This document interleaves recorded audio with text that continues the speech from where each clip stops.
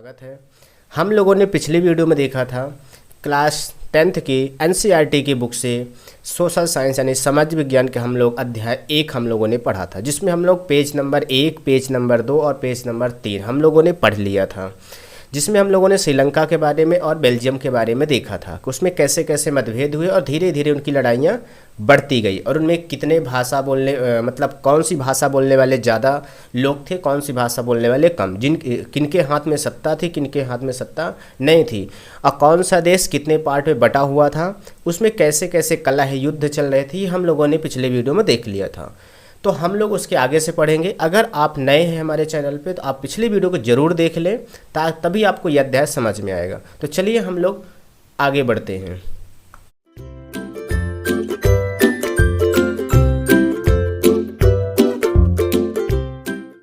जैसा कि हमने ये आप लोग देख पा रहे हैं, पेज नंबर 4 है आपका, इसमें हम लोग पढ़ेंगे उससे आगे का, ठीक है। उसमें बीच में क्या हुआ था, मतभेद होने लगे थे सभी देशों में, दोनों देशों में, ठीक है। तो हम लोग उसके आगे कंटिन्यू करेंगे। देखिए इसमें बहुसंख्यक समुदाय के शासन में क्या हर्ज है।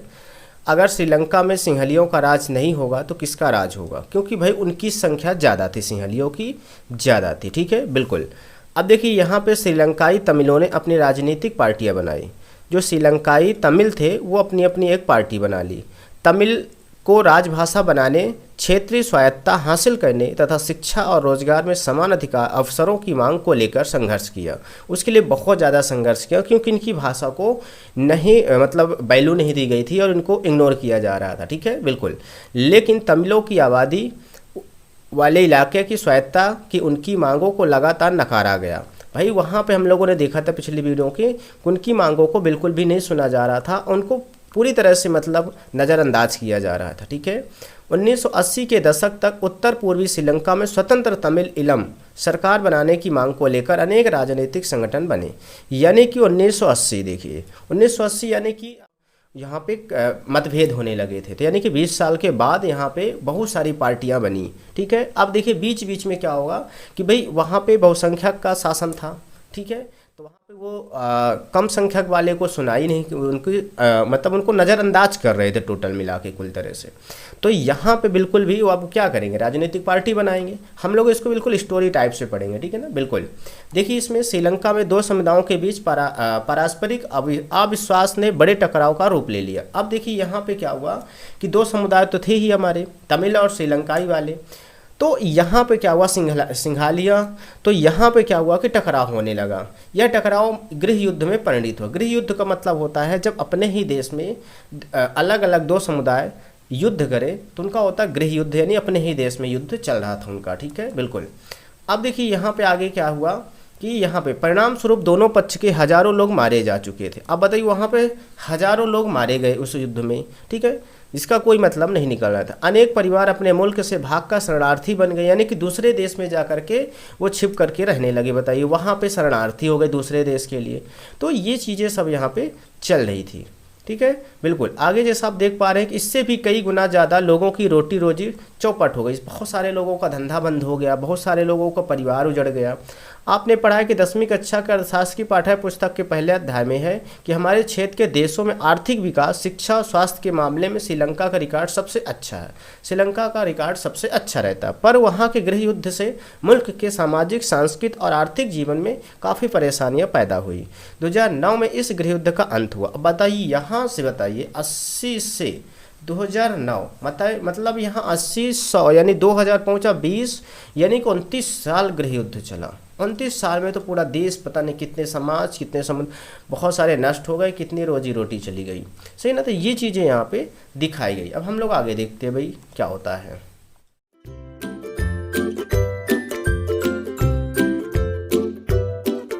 यहाँ पे दिया है बेल्जियम की समझदारी। अब देखिए बेल्जियम की समझदारी यहाँ पे कैसे होती भाई। यहाँ पे देखिए दो देशों की कहानी चल रही थी, श्रीलंका और बेल्जियम की, ठीक है। श्रीलंका की कहानी तो वो ठीक है, 2009 में उनके कलह युद्ध यानी गृह युद्ध खत्म हुआ। अब बेल्जियम की समझदारी देखते हैं। बेल्जियम के नेताओं ने श्रीलंका से अलग रास्ता अपनाने का फैसला किया। बेल्जियम के नेताओं ने, जो बेल्जियम के नेता थे, वो श्रीलंका से अलग रास्ता अपनाने का फैसला किया। उन्होंने क्षेत्रीय अंतरों और सांस्कृतिक विविधता को स्वीकार किया। 1970 और 1993 के बीच उन्होंने अपने संविधान में 4 संशोधन सिर्फ इस बात के लिए किए कि देश में रहने वाले किसी भी आदमी को बेगानेपन का एहसास ना हो और सभी मिलजुल कर रह सकें। उन्होंने इसके लिए जो व्यवस्था की वह बहुत ही कल्पनाशील थी तथा कोई और देश ऐसा नहीं कर पाया। बेल्जियम के मॉडल विशेष जानकारियों के लिए देखें बॉक्स में यहाँ पे दिया गया। अभी हम देखते हैं इसमें कि कुछ मुख्य बातें निम्नलिखित। अब देखिए यहाँ पे क्या कहा गया, देखिए यहाँ पे मैं थोड़ा सा आपको समझा दूँ। यहाँ पे जैसे श्रीलंका में देखिए कलह युद्ध चलता रहा, 29 साल चला गृह युद्ध, जिसमें बहुत सारी पार्टियाँ समाप्त हो गई, बहुत सारी पार्टियाँ बनी, बहुत सारे परिवार उजड़ गए, बहुत सारे। तो उसको देखते हुए बेल्जियम ने अपने समझदारी दिखाई। बेल्जियम ने कहा कि हमारे यहाँ भी यही किस्सा चल रहा है, यही कहानी चल रही है, तो ऐसा करते हम कि भाई वही गलती ना हो, इसलिए हम पहले से ही वो कर ले। तो वहाँ पे क्या हुआ भाई, वहाँ पे संशोधन किए गए अपने संविधान, 4 संशोधन किए गए। अब वो भी संशोधन जनता के हित में थे, यानी कि जो कम भाषाई वाले लोग थे उनको भी वैल्यूएशन दिया गया, उनको भी महत्व दिया गया, और उनमें ऐसा संशोधन किया गया कि सभी आदमी को अपनापन लगे और उनमें ऐसा कभी भी न हो कि उनको क्या किया जा रहा है, नज़रअंदाज किया जा रहा है। ठीक है ना, बिल्कुल। अब वो क्या बातें थी हम लोग इसको थोड़ा सा देखते हैं। जैसा ये देखिए नीचे आपका ये पॉइंट बन रहा है भाई, पॉइंट देखिए यहाँ पे, संविधान में इस बात का स्पष्ट प्रावधान है कि केंद्रीय सरकार में डच और फ्रेंच, देखिए वहाँ डच और फ्रेंच भाषाई के लोग में चल रहा था, भाषी मंत्रियों की संख्या समान रहेगी। बताइए कितना अच्छा है कि जितने डच वाले होंगे उतने ही फ्रेंच वाले होंगे, भले उनकी जनसंख्या ज़्यादा हो या कुछ भी हो, ताकतवर हो। कुछ विशेष कानून तभी बन सकते हैं जब दोनों भाषाई, देखिए यहाँ पे बताया गया अब आगे कि अब यहाँ पे आप कहानी समझ सकते हैं भाई कि वहाँ पे कितना अच्छा बदलाव किया गया भाई। देखिए यहाँ पे उन्होंने क्या बहुत अच्छा किया कि समूह के सांसदों का बहुमत उनके पक्ष में हो। अब देखिए यहाँ पे तभी एक अलग से विशेष, यानी कि इन कानूनों को तभी तोड़ा जा सकता है या सुधार किया जा सकता है जब समूह के सांसदों का बहुमत उनके पक्ष में हो। ठीक है, बहुमत होना चाहिए। इस प्रकार किसी एक समुदाय के लोगों का एक तरफा फैसला नहीं कर सकते हैं, फैसला नहीं कर सकते जब तक दूसरे पक्ष वाले भी ना कहें कि हाँ ये कानून बनना चाहिए भाई, चलिए ठीक है स्वीकार करते हैं। तो ऐसा होना चाहिए। बताइए कितनी अच्छी चीज़, ये कभी नहीं हो सकता अपने देश में। तो देखिए यहाँ पे दूसरा नंबर, केंद्र सरकार की अनेक शक्तियाँ देश के 2 इलाकों की क्षेत्रीय सरकारों को सुपुर्द कर दी गई। तो केंद्र सरकार की शक्तियों तक को बांट दिया गया 2 समुदायों में। बताइए, यानी राज्य सरकारें केंद्रीय सरकार के अधीन नहीं है। अब बताइए, यानी कि जो राज्य सरकारें थे उनको केंद्रीय सरकार के अधीन नहीं रहना पड़ेगा, इससे उनकी शक्तियां सबको अपनी अपनी बांट दी गई, यानी कि मैं केंद्र सरकार कोई हस्तक्षेप नहीं करेगा।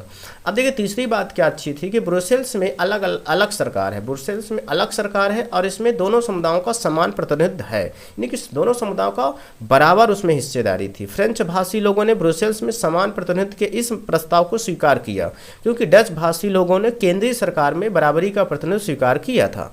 अब बताइए केंद्रीय में क्या हुआ था कि जो आपके उसमें क्या था कि आपके इसमें देखिए फ्रेंच भाषी ने उसको स्वीकार कर लिया था। क्यों? क्योंकि भाई डच ने क्या किया था कि केंद्र में भी उन्होंने स्वीकार किया था, यानी एक दूसरे के अधीन आकर के बढ़िया अपना आधा आधा हिस्सा बढ़िया ले लिया था, यानी कि दोनों समुदायों ने खुशी खुशी इसको ग्रहण कर लिया। अब बात आती भाई आगे की, ये तीसरा पॉइंट था। चौथा पॉइंट हमारा क्या हो सकता है भाई, देख लेते हैं। अब देखिए यहाँ पे कुछ यहाँ पे देखिए दिया है, बेल्जियम की एक बस्ती का पता यहाँ दिए गए फोटोग्राफ में अंकित है। यहाँ पे बेल्जियम की एक कोई बस्ती का नाम है मॉन्टेज बर्ग करके, ये देखिए है ना, ग्रैंड प्लेस ग्रॉट मार्क्ट। अब देखिए यहाँ पे गौर करें कि स्थान का नाम और दिशा की जानकारी दोनों भाषाओं फ्रेंच और डच में दी गई है। अब इसमें तो हम लोग ये भाषा तो जानते नहीं हैं, चलिए हम लोग देखते हैं ये टेबल में क्या दिया गया भाई। बेल्जियम, भला यह भी कोई समाधान हुआ। मुझे इस बात की खुशी कि हमारा संविधान ऐसी बातें नहीं कहता है कि समुदाय से कितने मंत्री होंगे। बताइए, हमारा क्या है कि संविधान ऐसा नहीं कहता, बट कहीं ना कहीं ये वहाँ के लिए सही था। वहाँ पे कला युद्ध चल रहा था, गृह युद्ध चल रहा था, तो कहीं ना कहीं उनके लिए बहुत ही अच्छा था। चलिए हम लोग आगे देखते हैं भाई क्या कहानी बनती है हमारी। बहुत इंटरेस्टिंग कहानी है और बहुत अच्छी भी है। देखिए यहाँ पे चौथी बात यहाँ पे देखिए दिया गया है।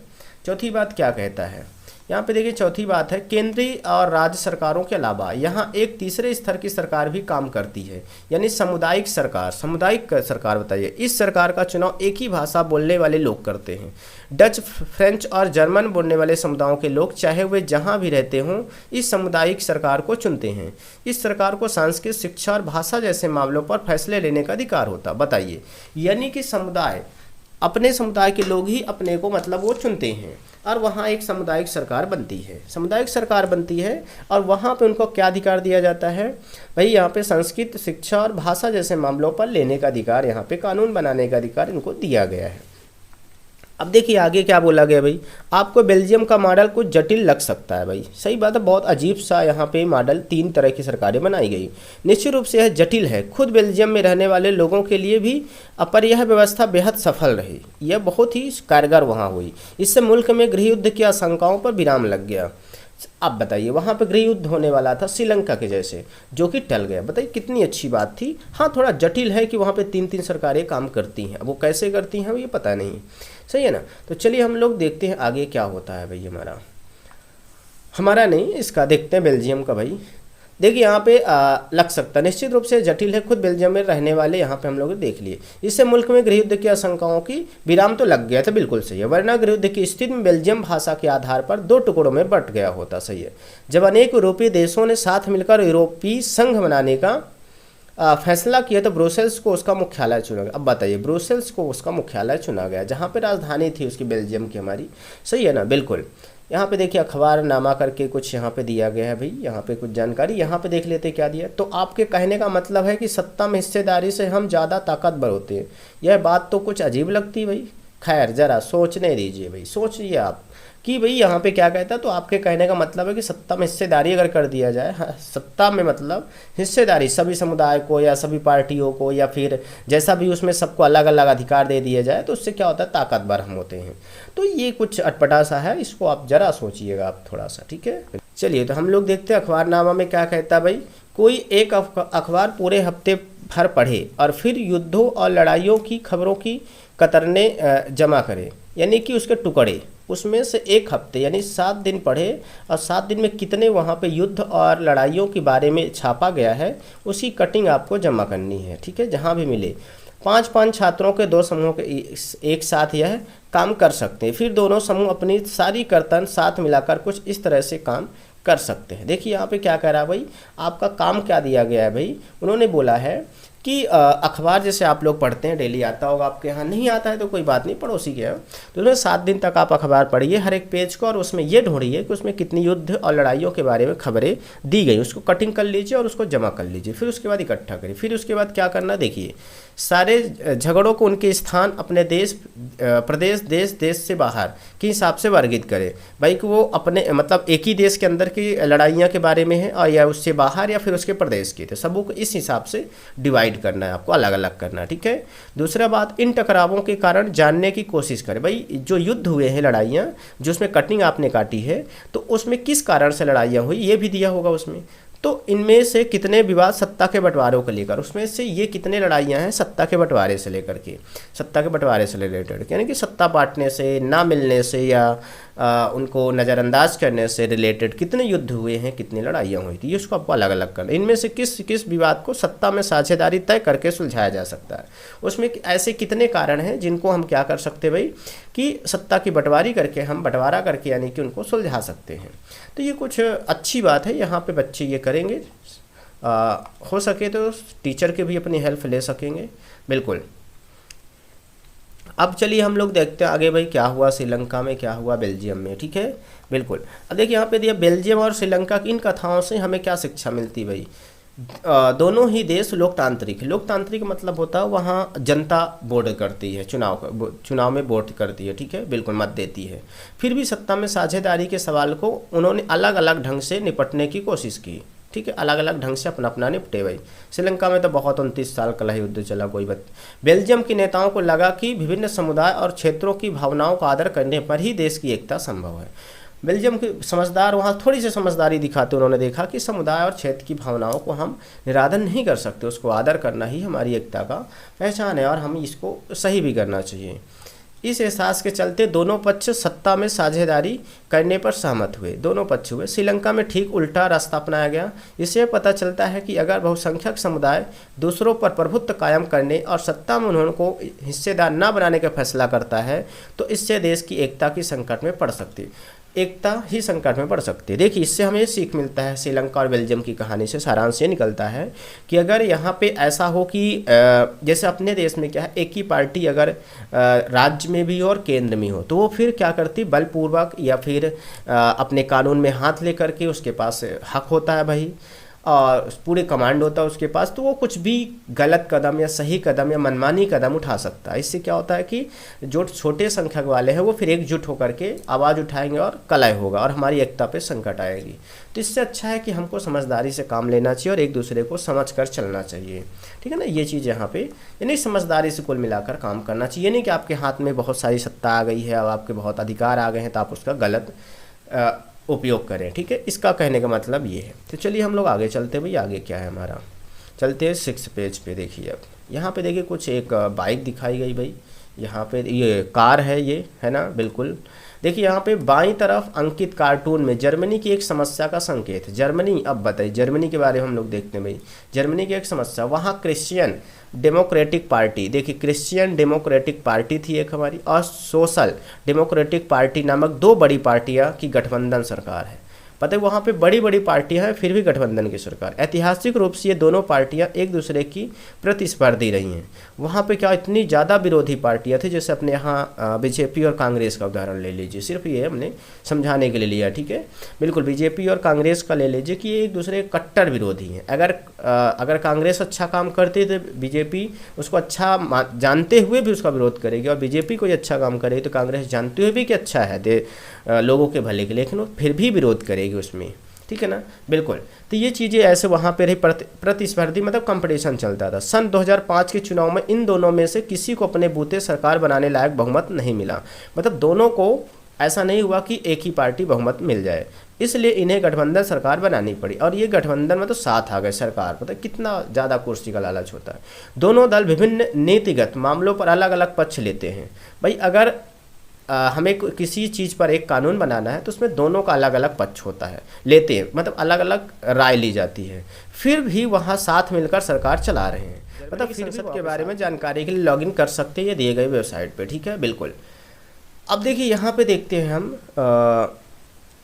अब यहाँ पे हम लोग देखते हैं आगे। ये छोटा सा यहाँ पे जर्मनी की भाषा में थोड़ी सी प्रॉब्लम बताया उसको, फिर बाकी उसके बाद हम लोग आगे देखते हैं क्या कहा इन्होंने, ठीक है, बिल्कुल।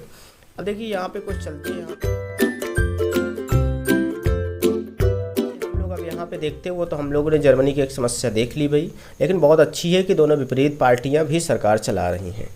अब देखिए सत्ता की साझेदारी क्यों जरूरी, यहाँ पे हमारे मन में आता है कि भाई हम लोगों ने देखा तो भाई सत्ता की साझेदारी जरूरी है और हम लोग थोड़ा बहुत जाना। अब हम लोग कोई एक बहुत ही इंपॉर्टेंट टॉपिक पे चलेंगे कि सत्ता की साझेदारी है क्यों जरूरी भाई। एक भी सरकार तो चला सकती है और अगर वो नज़रअंदाज ना करे छोटे लोगों को तो ठीक है। तो हम लोग देखते हैं यहाँ पे भाई क्यों ज़रूरी है हमारा और क्यों ऐसा होता है। देखिए यहाँ पे देख रहे हैं हमारा, जैसे ये देख रहे हैं आप, सत्ता की साझेदारी क्यों जरूरी है। इस प्रकार सत्ता के बंटवारे के पक्ष में दो तरह के तर्क दिए जा सकते हैं। पहला ये तर्क हो सकता है कि सत्ता का बंटवारा ठीक है क्योंकि इससे विभिन्न सामाजिक समूहों के बीच का टकराव अंदेशा कम हो जाता है। भाई दो बड़े बड़े समुदायों के बीच में झगड़ा नहीं होते हैं अगर बंटवारा कर दिया जाए, दोनों चुप हो जाते भाई, क्योंकि दोनों को खाने को मिल रहा है भाई, सही है भाई, दोनों को खाने को मिल रहा है तो क्या भाई झगड़ा करेंगे, सही है ना, बिल्कुल। चूँकि सामाजिक टकराव आगे अक्सर हिस्सा राजनीतिक अस्थिरता का रूप ले लेता है, इसलिए सत्ता में हिस्सा दे देना राजनीतिक व्यवस्था के स्थायित्व के लिए अच्छा है। नहीं, ऐसा नहीं है कि अगर मतलब क्या है कि बहुमत हमको मिला है तो हम उसको क्यों दे दें भाई, तो क्योंकि भाई ऐसा भी हो सकता है कोई गलत फ़ायदा उठाए उसका, सही है ना, क्योंकि मतलब जनता हमारे ऊपर विश्वास जताई है तो हमको ही लेना चाहिए। तो कहीं ना इसका फ़ायदा है, कहीं इसका घाटा भी है, दोनों चीज़। अब आगे देखते भाई, बहुसंख्यक समुदाय की इच्छा को बाकी सभी पर थोपना तात्कालिक तौर पर लाभकारी लग सकता है, पर आगे चलकर देश की अखंडता के लिए, अब देखिए यहाँ पे बहुत सही बात है कि अगर जिसको बहुसंख्यक है भाई, जो जीता हुआ है, वो अगर दूसरों को भी हिस्सा बांट देता है तो फिर वो आगे चलकर परेशान होगी। अभी तो ठीक है, अभी तो समस्या टाली जा सकती है। अब देखिए सिर्फ घातक हो सकता है। बहुसंख्यकों का आतंक सिर्फ अल्पसंख्यकों के लिए ही परेशानी पैदा नहीं करता, अक्सर यह बहुसंख्यकों के लिए भी बर्बादी का कारण बन जाता है। वो क्या होते हैं कि घमंडी हो जाते हैं और उनको लगता है कि सब कुछ अपना ही है, तो गलत फायदा। सत्ता का बंटवारा लोकतांत्रिक व्यवस्थाओं के लिए ठीक है। इसके पक्ष में एक और बात कही जा सकती है कि, और वह बात कही ज़्यादा गहरी है कि सत्ता की साझेदारी दरअसल लोकतंत्र की आत्मा है। भाई सत्ता की जो साझेदारी होती है दरअसल लोकतंत्र की आत्मा है। भाई लोकतंत्र का मतलब ही होता है कि जो लोग इस शासन व्यवस्था के अंतर्गत हैं उनकी भी सत्ता को बांटा जाए और ये लोग इसी ढर्रे से रहें।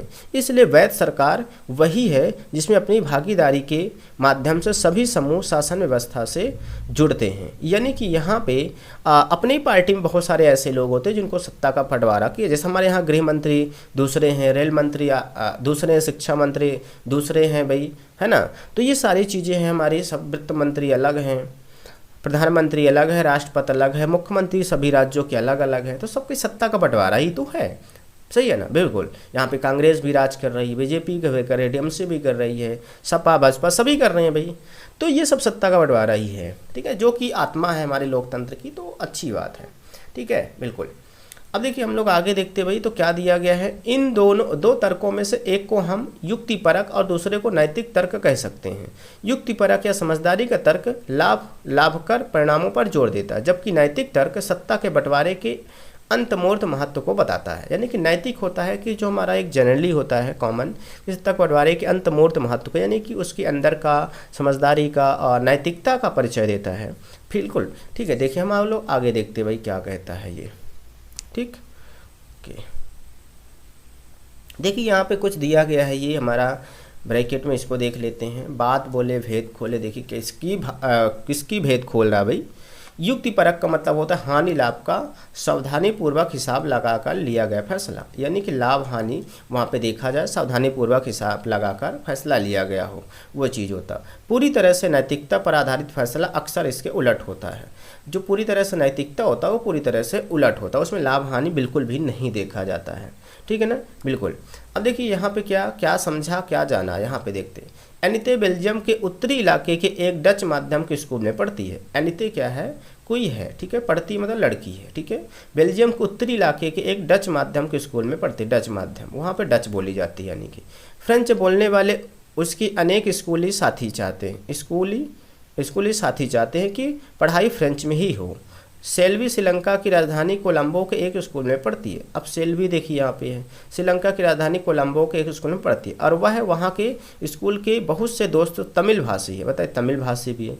इनके माता पिता पढ़ाई का माध्यम तमिल ही रखना चाहते हैं, बताइए तमिल ही रखना चाहते हैं। अब बताइए यहाँ पे मतलब अलग अलग चीज़ें यहाँ पे बताई गई हैं, अलग अलग माध्यम के अलग अलग लोग वहाँ पे, हर एक मतलब एक ही माध्यम में कई सारे लोग हैं, उनका अपना अपना मतभेद है कि भाई यहाँ पे ये होना चाहिए। भाई जिनके बच्चे पढ़ेंगे तो अपना ही देखेंगे, भाई यहाँ भी ये भाषा होनी चाहिए ताकि हमारे बच्चों को आसानी हो। कौन सी सरकार एनिते और सेल्वी के माता पिता की इच्छा पूरी कर सकती है, किसे सफलता मिलने का संभावना अधिक है और क्यों। अब यहाँ पे जिसकी भाई ज़्यादातर वहाँ बच्चे जिस भाषा के लोग होंगे वही भाषा वहाँ पे इम्पोर्टेंट की जाएगी, या फिर दोनों भाषाओं को कर दिया जाएगा, और जो हमारी मेन सब्जेक्ट हैं कॉमन सब्जेक्ट हैं उनको आपको कॉमन लैंग्वेज में रख दिया जाएगा। तो यहाँ पे देखिए हमारी बहुत सारी उलझने हैं, अब हम देखते हैं इसमें आगे क्या होता है, ठीक है, बिल्कुल। चलिए अब हम लोग बात करते हैं खलील की उलझन की।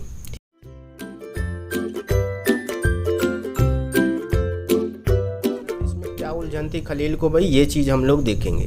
जैसा कि क्या होता आया है, इस बार भी विक्रम रात की खामोशी में अपनी मोटरसाइकिल चलाया जा रहा था। रात की खामोशी भाई, विक्रम बेताल की आप लोगों ने कहानी सुनी है, उसमें बार बार जो होता है भाई, विक्रम रात की खामोशी में अपनी मोटरसाइकिल चलाता है, और बेताल जो होता है बार बार जब भी कभी वो बोल देता है तो उसकी पीठ से वो चला जाता है। तो वही कहानी यहाँ पे एक बार फिर दोहराई गई है। बेताल उसकी पीठ पर बैठा था, हमेशा की तरह इस बार भी यह सोचकर कि कहीं विक्रम को नींद ना आ जाए। अब बेताल ने कहानी सुनाना शुरू किया। बेताल कहानी शुरू किया। अब कहानी कुछ इस प्रकार थी। कहानी क्या सुना रहा था बेताल, देखिए यहाँ पे। बेरूत शहर में खलील नाम का एक आदमी रहता था। देखिए उस आदमी का नाम खलील था। उसके माँ बाप अलग अलग समुदाय के थे, दोनों अलग अलग समुदाय के माँ बाप थे, ठीक है। उनकी पिता ऑर्थोडॉक्स ईसाई थे तो माँ सुन्नी मुसलमान थी। आधुनिक शहर के लिए कोई अनूठी बात ना थी। आधुनिक शहर मतलब अब के ज़माने के लिए, ठीक है, बिल्कुल। लेबनान में अलग अलग समुदाय के लोग रहते थे। राजधानी बेरूत में भी बस जाते थे। वे साथ रहते थे, मेल जोल होता था, पर गृह युद्ध में वे एक दूसरे से लड़ते भी थे। गृह युद्ध जब होता था भाई अपने अपने समुदाय में तो लड़ते भी थे। खलील का एक चाचा ऐसी ही लड़ाई में मारा गया भाई खलील, ठीक। अब देखो यहाँ पे क्या होता है भाई। अब देखो गृह युद्ध की समाप्ति के बाद लेबनान के सारे नेता साथ मिलकर बैठे और विभिन्न समुदायों के बीच सत्ता के बंटवारे के कुछ बुनियादी नियमों पर सहमत हो। अब देखिए उसमें भी ऐसे हुआ जैसे हमारा कहाँ हुआ था भाई, बेल्जियम में। अब देखिए यहाँ पे क्या हुआ कि सत्ता के बंटवारा के लिए बैठे, सहमत हुए। इस नियमों के अनुसार तय हुआ कि देश का राष्ट्रपति मैरोनाइट पंथ का कोई कैथोलिक ही होना चाहिए, सिर्फ मुन्नी मुसलमान ही प्रधानमंत्री हो सकता है। ये चीज़ देखो, राष्ट्रपति के लिए मैरोनाइट पंथ का और सुन्नी मुसलमान प्रधानमंत्री हो सकता। उप प्रधानमंत्री का पद ऑर्थोडॉक्स ईसाई और संसद के अध्यक्ष का पद शिया मुसलमान के लिए तय हुआ। इस समझौते के अनुसार आगे से ईसाई फ्रांस से संरक्षण की मांग नहीं करेंगे। अब देखिए क्या कह रहे हैं कि इस समझौते के अनुसार आगे से ईसाई जो होते हैं फ्रांस से संरक्षण की बात नहीं कहेंगे कि हमको आरक्षण वो माने कि संरक्षण दे दो, ठीक है। ये चीज़ वहाँ पे शर्त रखी गई, समझौता हुआ वहाँ पे, ठीक। अब बात करेंगे भाई आगे क्या हुआ। देखिए यहाँ पे क्या कह रहा, और मुसलमान भी पड़ोसी सीरिया के साथ, मुसलमान जो होते सीरिया के साथ एकीकरण की मांग छोड़ने पर सहमत हुए। वह भी बोले कि हाँ ठीक है, हम सीरिया से नहीं करेंगे, सीरिया भी एक देश है, ठीक है। जब ईसाइयों और मुसलमानों के बीच समझौता हुआ था तब दोनों की आबादी लगभग बराबर थी।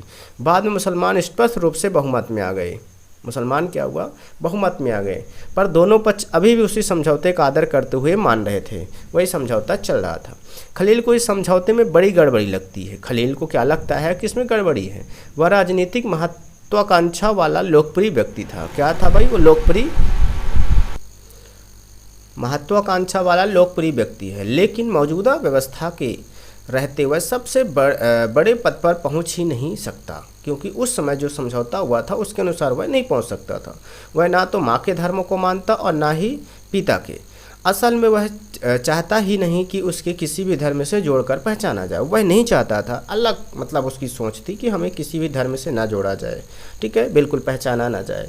उसे समझ में नहीं आता था कि लेबनान भी अन्य सामान्य लोकतंत्रों की तरह क्यों नहीं चलता। उसका कहना है कि सिर्फ चुनाव कराइए, हर किसी को चुनाव लड़ने की आज़ादी दीजिए और जिसे सबसे अच्छा ज़्यादा वोट मिले वह राष्ट्रपति बन जाए, भले वह किसी समुदाय को हो। लेकिन उसके जिन बड़े बुजुर्गों ने गृह युद्ध देखा है उनका कहना है कि मौजूदा व्यवस्था ही शांति की सबसे अच्छी गारंटी है। इससे क्या होगा कि अच्छी शांति बनी रहेगी। अब बताइए क्या होगा भाई, यहाँ पे उसकी उलझन बनी हुई है। अभी कहानी ख़त्म भी नहीं हुई थी कि वे टीवी टावर के पास पहुँच गए, टीवी टावर के पास पहुँचे। अब देखो यहाँ पे क्या होता है, यहाँ वे रुक सकते थे। बेताल ने जल्दी से कहानी ख़त्म की और अपना सवाल विक्रम से पूछा। अब सवाल विक्रम से पूछ लिया, अगर आपको लेबनान का कानून फिर से लिखने का अधिकार हो तो आप क्या करते, बताइए।